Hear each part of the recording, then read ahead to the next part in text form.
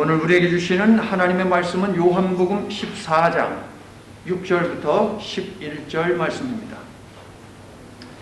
예수께서 이르시되 내가 곧 길이요 진리요 생명이니 나로 말미암지 않고는 아버지께로 올 자가 없느니라. 너희가 나를 알았더라면 내 아버지도 알았으리로다. 이제부터는 너희가 그를 알았고 또 보았느니라. 빌립이 이르되 주여 우리를 아버지를 우리에게 보여주옵소서. 그리하면 족하겠나이다. 예수께서 이르시되 빌립아 내가 이렇게 오래 너희와 함께 있으되 내가 나를 알지 못하느냐? 나를 본 자는 아버지를 보았거늘 어찌하여 아버지를 보이라 하느냐? 내가 아버지 안에 거하고 아버지는 내 안에 계신 것을 내가 믿지 아니하느냐? 내가 너희에게 이르는 말은 스스로 하는 것이 아니라 아버지께서 내 안에 계셔서 그의 일을 하시는 것이라. 내가 아버지 안에 거하고 아버지께서 내 안에 계심을 믿으라. 그렇지 못하겠거든 행하는 그 일로 말미암아 나를 믿으라. 아멘. 자, 오늘 설교 제목을 여러분이 읽어주시겠어요? 시작.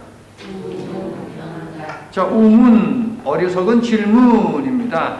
현답, 현명한 대답. 이것이 현답입니다. 어리석은 질문을 했는데 현명하게 대답했다라는 것이 우문현답의 의미가 되겠지요. 각종 상을 휩쓴 영화가 있습니다. 대한민국 영화입니다. 미나리라는 영화를 혹시 보신 분이 계십니까? 저도 아직 보지는 못했습니다. 그런데 올 초에 계속해서 뉴스에서 계속 미나리 이야기하더라고요.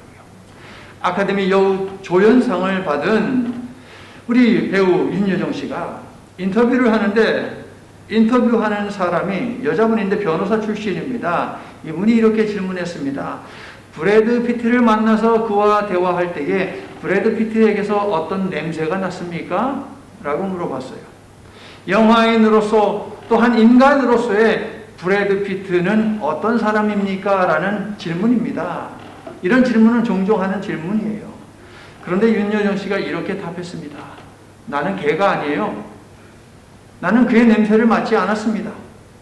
브래드 피트, 그는 나에게 훌륭한 스타입니다. 기자가 한 질문은 우문입니다. 윤여정 씨의 대답은 현답이죠. 허장강 씨를 아마 여러분들 아실 것입니다. 배우 허장강 씨의 아들도 배우이죠. 허준호 씨. 허준호 씨가 2009년인가 올인이라고 하는 그 드라마가 아주 대박이 났습니다. 그래서 명색이 한류 스타가 되었어요. 일본을 방문해서 그가 하고 있는 뮤지컬을 이렇게 소개하고 하는 시간이 있었습니다. 일본 기자가요 그에게 물어봤습니다. 아니 전혀 상관없는 생뚱맞은 질문을 했어요. 대한민국과 일본이 독도 문제를 놓고서 계속 갈등하고 있는데 여기에 대한 당신의 생각은 무엇입니까? 그 이야기를 질문을 들은 허준호 씨가 기자의 수첩과 볼펜을 확 뺏어버렸어요. 그러면서 물었습니다.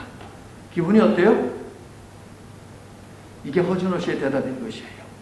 왜 남의 땅을 가지고 니네 것이라고 하느냐 하는 것이죠. 내가 네 볼펜하고 네 공책 뺏어가지고서 거기에 잔뜩 이런 거 저런 거 적어놨는데 너의 역사가 담겨있는데 이것을 내 것이라고 주장하면 너 기분이 어떻겠니? 독도는 대한민국 땅이야.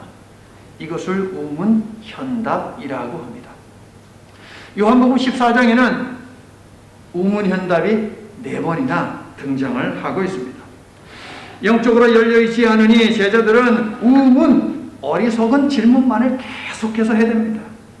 오늘 본문에는 빌립의 우문과 예수님의 현답이 있는데요. 빌립은 예수께서 지난 3년 동안 하나님을 투명하고 명쾌하게 보이셨음에도 불구하고 하나님을 보여주세요 라고 이렇게 요구를 했습니다. 예수님은 어떤 답을 내놓으시나요?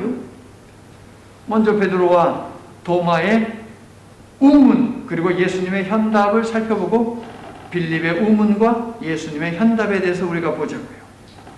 마가의 다락방에서 성창식과 세족식을 거행하신 후 13장 후반부 베드로의 우문을 시작으로 계속해서 다른 제자들의 우문이 계속됩니다.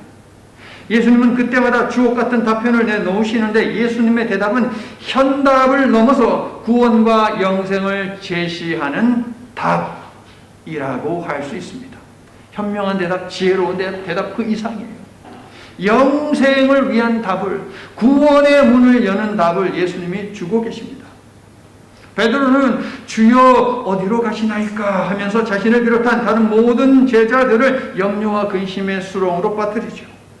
예수님은 베드로의 어리석은 질문에 대해서 너희는 마음에 근심하지 말라, 하나님을 믿으니 또 나를 믿으라고 말씀하시므로 베드로를 비롯한 제자들의 근심 때문에 몸과 마음과 영, 믿음과 삶이 무너지는 것을 막으셨습니다. 하나님은 분명히 계신다. 천국도 분명히 있다. 너희들은 반드시 천국에 들어간다. 이 사실을 믿어라. 예수님의 답이에요. 자, 예수님의 이 말씀 속에 근심을 퇴치하는 방법이 담겨 있습니다. 근심 퇴치법. 이것은 무엇입니까? 믿음입니다. 믿어라.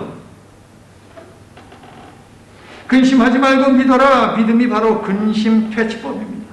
사랑하는 성도 여러분, 예수님이 말씀하신 믿음이란 무엇입니까? 근심스러운 상황이 아닌 변하지 않는 신실한 하나님께 주목해라. 이게 바로 예수님이 요구하시는 믿음입니다. 믿음이란 참으로 근심을 제거하는 방법이며, 예수님은 우리가 근심 속에서 믿음을 증명하기를 원하고 계신다는 사실을 이 말씀을 통해서 우리가 볼 수 있어야 돼요. 눈에 보이는 현실, 그 너머에 계신 하나님과 예수님을 볼 때에라야 비로소 근심을 제거할 수 있음을 성도 여러분 기억하시기를 바랍니다. 여러분의 믿음이 항상 하나님께 주목하는 그런 믿음이 되어서 근심과 걱정, 염려와 두려움이 감히 여러분을 사로잡지 못하게 하는 그러한 이기는 삶을 사시기를 예수 그리스도의 이름으로 간절히 축원합니다. 아멘. 베드로에 이어 두 도마가 나서서 또 다른 우문을 던집니다. 주님이 어디로 가시는지 모르는데 어떤 길로 가야 하는지 어떻게 알겠습니까? 나를 믿어야만 영생을 얻게 된다는 말씀을 이미 3장에서 들었을 텐데, 나는 양의 문이라는 말씀도 들었는데, 예수님은 계속해서 영생의 비결에 대해서 말씀을 해 오셨는데 그 길을 모른다니요.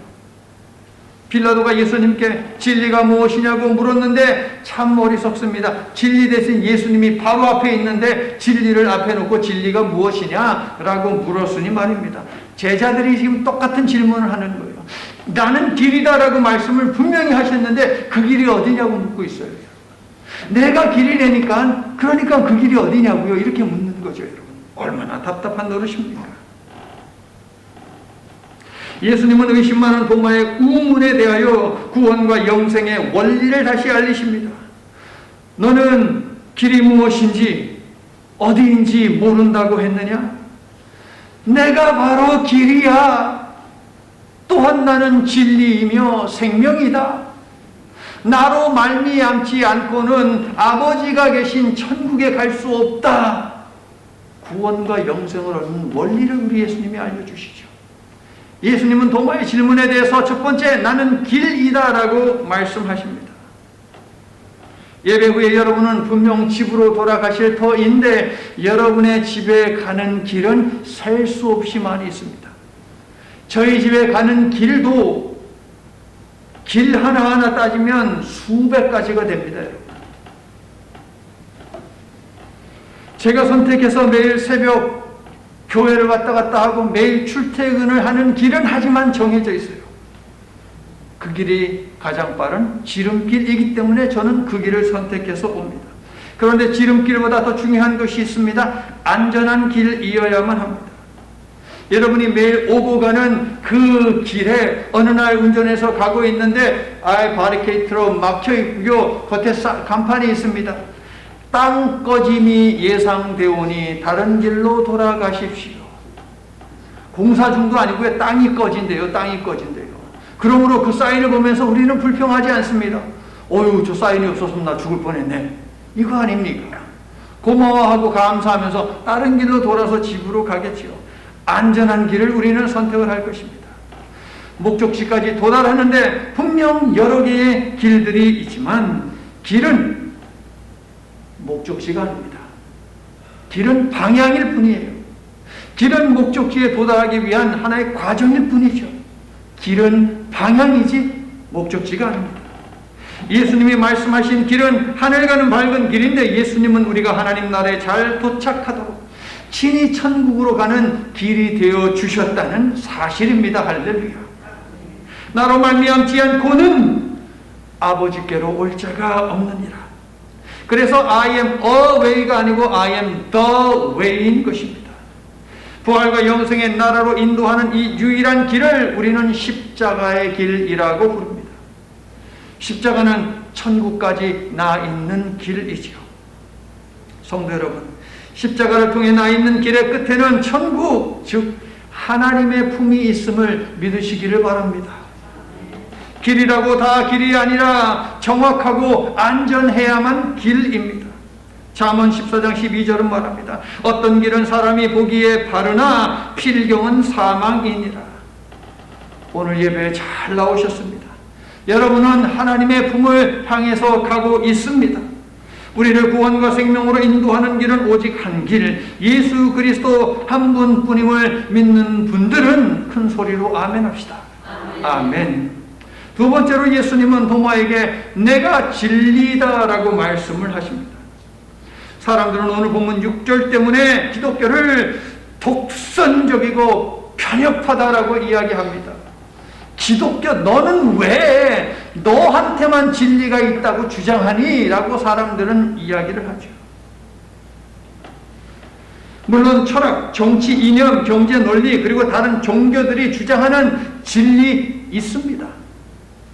그러나 그것들은 모두 상대적인 진리이며 보다 나은 생활을 줄 수는 있어도 생명은 주지 못하고 죽음 이후의 삶을 보장하지 못합니다. 밝은 조명이 더해진 멋진 화려한 무덤은 우리들에게 제공해 줄 수 있어도 햇빛보다 더 밝은 내일을 주지는 못한다는 것이죠. 그러므로 그들이 말하는 진리는 a truth라고 이야기할 수 있지만 기독교의 진리는 생명과 밝은 미래를 주기 때문에 the truth인 것입니다. 기독교는 모두가 쉽게 구원받을 수 있는 믿음만을 요구하니 기독교가 독선적이다, 기독교가 편협적이다라고 하는 말은 성립되지 않습니다. 어려운 방법을 내놓지 않았습니다. 복잡한 길을 내놓지 않았습니다. 오직 소수의 사람들만 할 수 있는 그 길을 제시하지 않았습니다. 누구든지 모두에게 그 길은 열려있고 누구든지 그 길에 들어서기만 한다면 구원은 받을 수 있는 종교가 기독교인데 왜 편협하고 왜 독선적이다 라고 이야기를 하는 것입니까? 예수님은 이미 8장 31절에서 너희를 죄와 사망으로부터 자유케 하는 진리를 알라고 말씀하신 바가 있죠. 진리가 무엇이냐는 빌라도에게 내가 바로 진리다라고 예수님은 18장 37절에서 밝히셨습니다. 사랑하는 성도 여러분, 길이라고 다 길이 아니듯이 진리라고 다 진리가 아닙니다. 우리에게 생명을 주는 진리여야만 진리인 것이지, 우리에게 구원으로 인도하는, 우리를 구원으로 인도하는 길이어야만 길인 것이고요. 예수님이 바로 그 길이고 예수님이 바로 그 진리인 것입니다. 아멘이세요? 아멘. 자, 길은 제가 방향이라고 말씀을 드렸습니다. 그렇다면 진리는 무엇입니까? 그 길을, 즉 그 방향을 밝혀주는 조명이라고 이야기할 수 있을 것 같아요. 그리고 생명은 무엇입니까? 진리의 빛이 비추는 길을 통해 나 있는 길의 최종 목적지, 이게 바로 생명인 것이에요. 여러 갈래길에서 우리 모두는 갈등하는데 어느 길로 가야 하는지를 밝혀주는 것이 바로 진리라는 것이에요. 등산을 해보신 분들은 아시겠지만 산을 오르다 보면 갈래길들이 계속해서 나옵니다. 가운데로 갈 것인가, 오른쪽으로 갈 것인가, 왼쪽으로 갈 것인가 하는 것은 전적으로 나의 몫이 되겠죠. 그런데 만약에 오른쪽으로 가야 하는데 왼쪽으로 갔다가는 큰 낭패를 보는 것이지요. 차를 파킹한 그곳에 다시 내려와야 되는데 내려와니까 엉뚱한 곳이야. 내가 어디 있는지를 모르겠어. 그러면 이제 그때부터 패닉 상태가 오죠. 뭘 어떻게 해야 될지 모르죠. 그래서 등산을 여러 번 해본 사람과 함께 산에 오르든가 아니면 사인을 간판을 잘 보면서 오르고 내리든가 해야 하겠죠. 그런데 제가 미국에서 산을 몇 군데 가보니까 미국의 산은 참 희한하더라고요. 간판이 없어요. 사인이 없어요. 미국의 산들은. 제가 가본 산들은 그래요. 한 대여섯 개 가봤는데요. 제가 가본 산들은 사인이 없어요. 대신에 무엇이 있느냐? 돌이나 나무에 지워지지 않는 페인트로 여러 가지 색깔을 갖다가 막 해 놓았더라고요. 그러니까 내가 출발하는 그곳에 시작하는 것이 빨간 것이었으면 빨간 것만 따라서 탁 올라가면 돼요. 그리고 내려올 때 빨간 것만 보고 내려오면 돼요. 아유, 하얀색이 예쁘다. 하얀색으로 가봐야지. 그랬다가는 이제 큰일 나는 것이죠. 성도 여러분, 진리는 바로 그런 것입니다. 시편 1편, 화려하게 보이고 안전하게 보이고 풍성한 복을 줄 것처럼 보이더라도 진리의 빛이 비추지 않는 길이라면 들어서지 말아야 합니다. 들어섰다가는 어떻게 됩니까? 아브라함의 조카 롯이 갔던 소돔성에 가는 것이에요. 가람 유다가 가지 말아야 하는 길을 갔지요. 스스로 목매는 길로 갈 수밖에 없는 것이에요. 17절을 보니까 16절 17절을 보니까 예수님은 보혜사 성령님을 진리로 보내겠다고 약속하셨습니다. 나는 여러분이 진리 되신 예수님을 믿음으로 성령을 받고 진리가 비추는 그 길이 울퉁불퉁하고 오르락내리락 하여 고되고 힘들더라도 진리의 길에서 벗어나지 않는, 그래서 하나님 나라에 반드시 도착하는 성령 충만한 슬기로운 순례자들이 다 되시기를 예수님의 이름으로 축원합니다. 끝으로 예수님은 길을 묻는 도마에게 내가 생명이다 라고 답을 하셨습니다. 자, 여러분 하루에 섭취하는 영양제 몇 알 정도 되십니까? 셀 수는 있으십니까? 영양제 외에 알러지 약을 비롯해서 의사가 처방해준 그런 약을 먹는 것은 또 몇 개나 됩니까? 아마도 하루에 한 주먹씩은 드실 거예요. 아마도. 그러면 그 많은 약을 여러분 왜 먹습니까? 아프지 않으려고, 건강하게 살기 위해서 먹는 것이지요. 자, 좋아하는 음식이 있습니다. 그런데 그 좋아하는 음식을 최대한 먹지 않고요, 안 좋아하는 음식인데도 가능한 한 먹고요, 이렇게 식단을 조절하는 이유가 무엇입니까? 아프지 않고 건강하게 살기 위해서이죠. 하루에 운동은 얼마나 하십니까? 우리 민재사님 요즘에 새벽 예배 끝나고 열심히 운동하셔. 운동 왜 하세요, 집사님? 근력 운동, 유연성 운동, 유산소 운동 많잖아요. 제가 질문을 잘못한 것 같아요. 하루에 운동 얼마가 아니고 일주일에 운동 얼마나 하세요, 여러분? 운동하는 이유도 똑같지요. 아프지 않고 건강하게 살기 위해서 우리는 운동도 하고 식단도 조절하고 영양제도 먹고, 그리고 의사의 손을 빌려서 수술도 하고 하는 것이지요. 건강하게 살기 위해서. 이처럼 건강하게 살기 위해서는 하기 싫어도 해야 하는 일이 있고 하고 싶어도 해서는 안 되는 일이 있죠.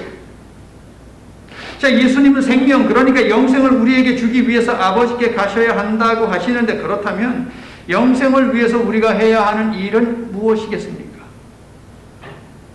예수께서 제시하신 방향, 길, 진리의 영이신 성령께서 비추어 주시는 그 길을 의지적으로 선택하고 순종하며 가야 합니다.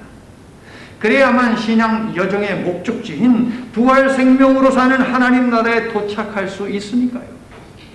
예수님만이 하나님의 진리를 아는 유일한 길이며 하나님의 생명을 누리는 유일한 길입니다. 예수님을 대체할 수 있는 다른 길은 존재하지 않습니다, 여러분. 자, 그래서 어떻게 해야 하냐고요? 길과 진리와 생명은 곧 예수님이시니 예수님에 관해 적고 있는 하나님의 말씀을 매일 묵상하면서 하나님을 만나셔야 합니다. 예배를 통해 예수님을 만나시기를 바랍니다. 그리고 삶 속에서 그 말씀과 함께 살면서 성령님도 만나시기를 바랍니다. 나는 여러분이 이와 같이 삼위일체 하나님과의 관계를 지속함으로 천국의 종국에는 모두가 도달하게 되기를 예수님의 이름으로 간절히 축원하는 바입니다. 자, 베드로와 도마에 이어서 이번에는 빌립이 등장을 합니다. 우문을 던지는, 자, 적어보세요. 우문은 저거 어리석인 질문. 우문을 던지는 세 번째 인물은 빌립입니다. 22절을 보면 네 번째 인물 유다라는 제자가 또 예수님께 질문을 하죠. 새로운 제자가 계속해서 등장한다는 것은 무슨 말입니까? 제자들 모두 한 사람도 예외 없이 영적으로 어두웠다는 거예요, 여러분. 모두가 영적으로 꽉 막혀 있습니다. 예수께서 내가 곧 길이요 진리요 생명이니 나로 말미암지 않고는 아버지께로 올 자가 없느니라고 하신 후 7절 너희가 나를 알았더라면 내 아버지도 알았으리로다. 이제부터는 너희가 그를 보았고 또 보았느니라 라고 말씀하시자 빌립은 이런 우문을 던집니다. 8절 주여 아버지를 우리에게 보여주시옵소서. 그리하면 족하겠나이다. 너희가 그를 알았고 그를 보았다. 나를 보고 나를 만났으면 너희들이 아버지를 보고 아버지를 알았다니까 앞에서 예수님이 말씀하셨는데 도마는 그 말을 받아서 하는 이야기가 그러면 아버지를 좀 보여달라는 거예요. 아버지를 보여줘야만 우리는 믿을 수 있다라는 이야기를 합니다. 가만 보니까 제자들은 지금 예수님하고 무엇을 하고 있느냐? 이성 논쟁을 하고 있어요. 마르다처럼 말입니다. 베드로는 지금까지 따라다녔고 앞으로도 따라다닐 의지가 있는데 왜 못 따라간다고 말씀하시냐고 했습니다. 논리적이죠. 도마는요, 목적지도 모르는데 방향을 모르는 것은 당연한 것 아닙니까? 라고 말을 합니다. 아주 체계적인 반박입니다. 빌립은 아버지를 보여주지도 않았으니 아버지를 모를 수밖에 없지요 라고 말을 하지요. 이 역시 설득력이 있는 말입니다. 결국 제자들 모두 알려달라, 보여달라, 그러면 예수님이 하는 말을 믿을 수 있게 되는 것 아니냐고 말하며 그들의 의지를 표명한 것인데 그들의 의지 표명은 철저히 믿음이 아닌 이 이성의 지식에 기초하고 있다는 거예요. 빌립의 질문에 대한 예수님의 대답을 잘 보시면 알다, 보다, 믿다는 단어가 계속 반복이 되어 있어요. 신약 성경의 언어에서 안다는 단어 그리고 보다는 단어는요 여러 개가 있어요. 하나만 있는 게 아니고 굉장히 많이 있어요. 제가 여기에 대해서 설명하려고 쭉 말씀을 준비하다 보니까 2페이지나 되게 다 버려버렸어. 다 버려버리고 핵심만 여러분에게 말씀드릴게요. 예수님이 강조점을 두신 아는 것 그리고 보는 것, 그것은 무엇이냐? 단지 이 눈의 망망으로 보는 것을 의미하지 않습니다. 머리로만 아는 것을 의미하지 않아요. 내면을 들여다보고 그것을 아는 것을 의미할 때 사용하는 안다는 단어 그리고 본다는 단어를 예수님은 의도적으로 의지적으로 선택해서 제자들에게 도전을 하고 계세요. 예수님은 우리가 눈으로 보고 머리로 알게 되는 지적 호기심을 넘어 관계로 들어오기를 원하셨는데 그래야만 믿음의 단계로 나아갈 수 있기 때문이에요. 내면을 심층적으로 깊이 있게 들여다보지 못하고 그것을 알고자 하는 마음이 없으면 믿음의 단계로 넘어가지를 못한다고요. 심층적으로 깊이 있게 안다라고 하는 것은 내가 관계를 맺는다는 거거든요. 결국에는. 그러므로 성도 여러분, 하나님과 이성 논쟁을 하려 해서는 안 되고 하나님을 알려고 하는 데서 관계를 맺기 위한 단계로 우리 모두가 나아가야 한다는 것입니다. 보는 것이 아는 것이 되고 아는 것이 믿는 것이 되는 본과 암과 믿음이 하나가 되어야 한다는 것이에요, 여러분. 그러나 제자들은 그러하지를 못했어요. 그래서 예수님과의 마지막 식사 자리에서 근심과 회의에 가득 찬 질문들만을 계속 쏟아내놓고 있는 것이지요. 예수님은 지성의 문턱을 넘어 영성으로 넘어오도록 마르다를 믿음으로 초청을 하셨었지요. 마찬가지로 예수님은 제자들의 질문에 답하시되 영의 눈을 열어 믿음으로 나아가라고 계속 촉구하시며 그 일을 도우셨고 그리고 그 일을 돕도록 성령님도 약속을 하셨다는 것이에요. 우리가 하나님과 예수님과 관계 맺는 것을 얼마나 우리 예수님이 사모하는지 아시겠죠? 살아서도 그것을 요구하셨고 죽어서도 그것을 할 수 있도록 성령님을 보내신다고요, 여러분. 사랑하는 성도 여러분, 유한한 인간이 무한한 하나님을 어찌 볼 수 있고 어찌 알 수 있단 말입니까? 시간과 공간에 갇힌 인간이 시간과 공간을 초월해야 계시는 하나님을 만난다? 불가능한 일입니다, 여러분. 역사 속에 있는 인간이 역사 너머에 계신 하나님을 대면한다? 불가능한 일입니다. 주여 하나님을 우리에게 보여주소서. 그리하시면 우리가 그 길을 알고 아버지께로 갈 수 있을 것입니다. 그럴듯하게 들리는 논리적인 말이고 이성적인 질문 같지만 성경을 안다면 빌립의 말이 우문인 것을 우리는 분명하게 알 것입니다. 인간은 인간이고 하나님은 하나님이시기 때문에 인간이 하나님을 보는 일은 불가능한 일입니다. 인간은 역사 안에 있고 하나님은 역사 밖에 계시잖아요. 인간은 육이고 하나님은 영이시잖아요. 인간은 본질상 하나님과 다르기 때문에 하나님을 보고 아는 일은 불가능합니다. 인간은 인간을 보고 인간을 이해할 수는 있어도 인간이 하나님을 보고 인간이 하나님을 이해하는 건 안 돼요, 여러분. 이처럼 인간이 하나님을 경험한다는 것은 본질상 가능한 일이 아니라고요. 하지만 인간의 하나님 이해와 경험이 가능할 수 있는 두 가지 방법이 있어요. 첫 번째, 인간이 하나님이 되면 돼요. 그런데 인간이 하나님 될 수 있어요? 제가 계속 말씀드렸잖아요. 인간은 본질상 하나님과 다르기 때문에 인간이 하나님 될 수 없어요. 그런데 지나온 역사 속에서 스스로 하나님의 자리에 앉아서 하나님 행세를 한 자들이 많이 있었죠. 그들 중에 살아있는 자는 단 한 사람도 없습니다. 즉 인간은 하나님이 결코 될 수 없다는 것이에요. 하지만 두 번째로 하나님이 인간이 되신다면 우리는 하나님을 볼 수 있고 하나님을 경험할 수 있고 하나님을 대면할 수 있고 하나님을 알고 이해할 수 있다는 것이지요. 여러분. 인간은 악하지만 하나님은 선하시며 인간은 속된 존재이지만 하나님은 거룩하신 존재입니다. 그러므로 인간이 하나님을 대면한다면 인간은 죽을 수밖에 없어요. 그래서 하나님께서 인간이 되셨습니다. 하나님은 자신을 우리에게 보이고 자신의 사랑을 우리에게 알리셔서 우리를 구원하시기 위해서 인간이 되셨습니다. 따라해 볼게요. 성육신. 인간의 모습으로 이 땅에 오신 예수님은 온전히 하나님을 보이셨어요.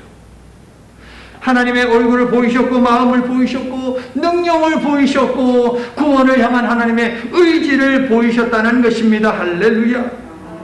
11절을 보세요. 그렇게 못하겠거든 행하는 그 일로 말미암아 나를 믿으라.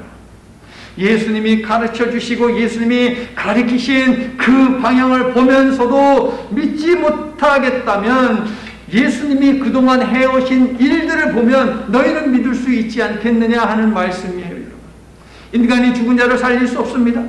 인간이 떡과 생선 조금을 가지고 5,000명 2만 명 되는 사람을 먹일 수 없습니다. 인간이 물 위를 걸을 수 없습니다.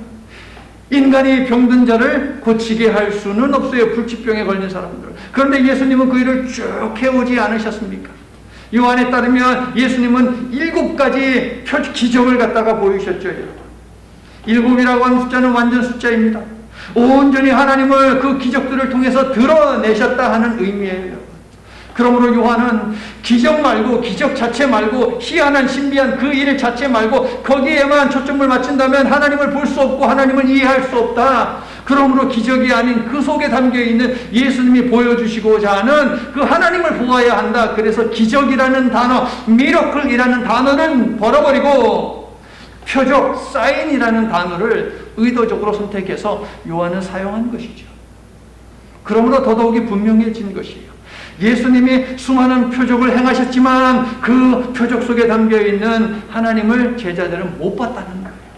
단 한 명의 제자도 예수님이 보여주시고자 하는 기적들을 통해서 가르침을 통해서 예수님의 생애 전체를 통해서 보여주시고자 한 그 하나님을 놓쳤다는 것이에요. 여러분.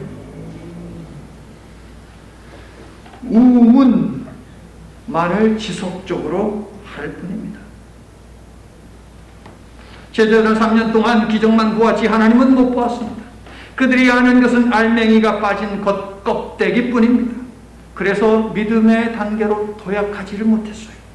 예수님이 보이신 하나님의 구원 의지를 보지 못하니 예수님을 통해 자기들의 인간적 세속적 욕심만을 채우려고 서로가 싸웠습니다. 내가 더 높은 위치에 앉아야지 하면서 말이에요. 그리고 십자가의 길을 막는 일에는 모두가 한 마음으로 한 뜻으로 뭉쳐서 계속해서 우문만을 예수님께 던져댔다는 것입니다. 성도 여러분, 지나온 여러분의 삶의 흔적을 살펴보십시오. 여러분은 우문을 던진 적이 없으십니까? 사랑하는 성도 여러분, 계속되는 제자들의 우문에 대해서 예수님은 생명의 말씀으로 대답하시어 구원과 영생의 길을 가리키는 일을 멈추지 않으셨습니다. 신앙생활을 하는 중 우리에게도 질문이 있을 수 있고요, 하나님께 따져 묻고 싶은 것이 있을 수 있습니다. 그때에 주저하지 말고 하나님께 물으십시오. 우리가 하나님을 향해 질문한다는 것은 무엇입니까? 하나님과의 관계를 중요하게 생각한다는 것입니다. 관계 속에서 하나님 보기를 원하고 하나님 알기를 원한다는 신호, 그것이 하나님께 질문하는 행위입니다. 제자들에게 그러했듯이 예수님은 우리에게도 생명의 말씀으로 응답해 주실 것이며, 우리가 받은 말씀은 우리뿐 아니라 우리 주변의 사람을 구원하는 계기가 될 것입니다. 우문도 좋습니다. 현문도 좋습니다.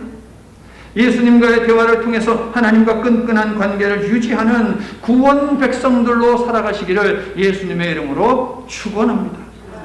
이제 말씀을 마칩니다.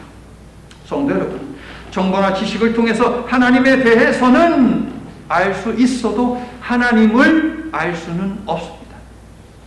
도서관에 가면 하나님에 대해서 수많은 정보를 우리는 얻을 수 있을 것이요, 지식을 쌓을 수 있을 것이요, 그러나 하나님을 알 수는 없어요.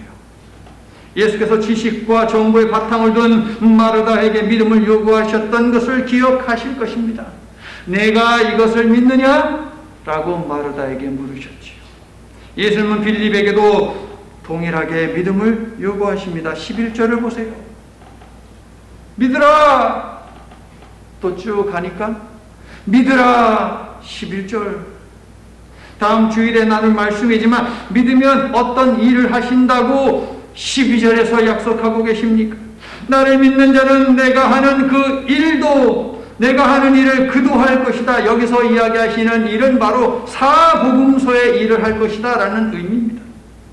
또한 그보다 큰 일도 하리라. 이 일은 어떤 일? 사도행전의 일도 하게 될 것이다 하는 것이에요.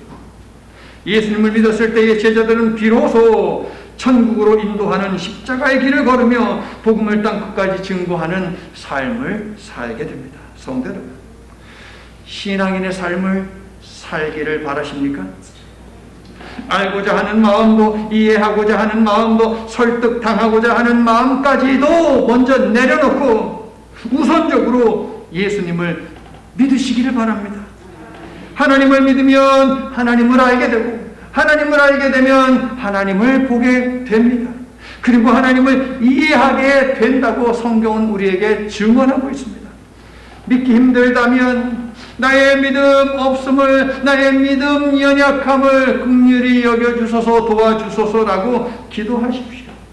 그러면서 믿으시기를 바랍니다.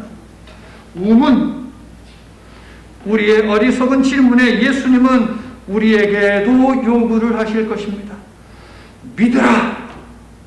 믿으라!